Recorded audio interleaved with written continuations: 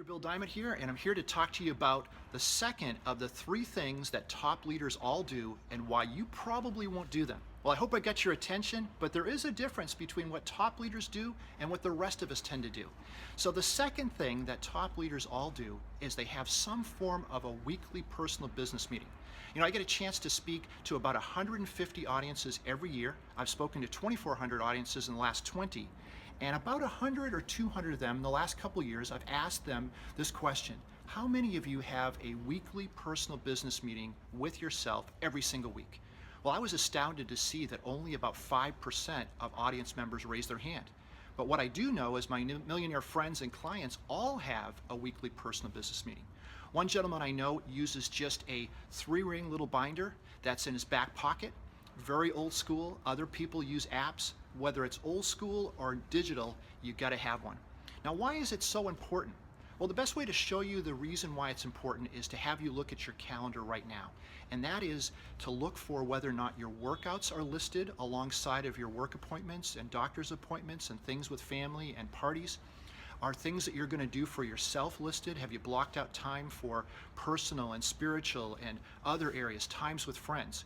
There's a good chance that the things that seem important are in there, but other things that you know are important are key. The big picture things are not. And that's where the weekly personal business meeting comes in. Well, why don't people typically do this? Well, let me give you an example. The first reason is that it is almost irresistible to not jump in and start answering emails and texts early Monday morning. You know, just this morning, I'm shooting this a little bit later on Monday. I shoot a lot of my videos on Monday. And one of the things I had happen this morning is before I got out of bed, I clicked on my email, getting ready to get ready, and I found that somebody in the East Coast was offering me a really lucrative speaking job. And it was almost irresistible to not answer them.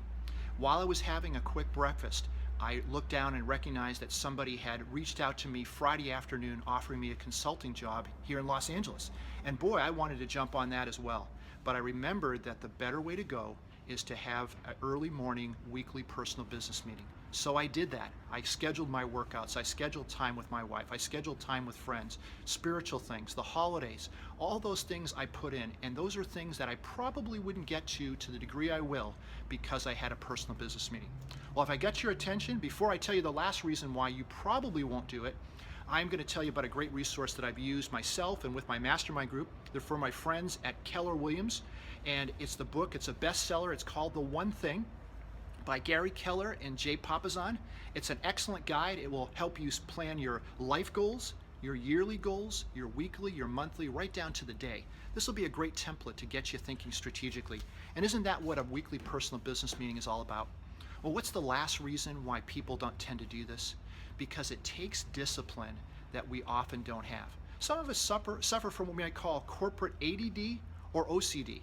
Whether that's a formal diagnosis or not, we're just kind of teasing you here, but there's some truth to the fact that we're distracted. And there's also some truth to the fact that many of you cannot relax unless you've checked that box off. You've called that person back. You've completed that email loop. You feel good about it. But I want you to resist that urge on a Monday especially unless you've had your weekly personal business meeting. That can wait. Batch that together. Plan the big picture. Well, I hope it gets you thinking about what other people do that are top leaders and what you might do when it comes to a personal business meeting.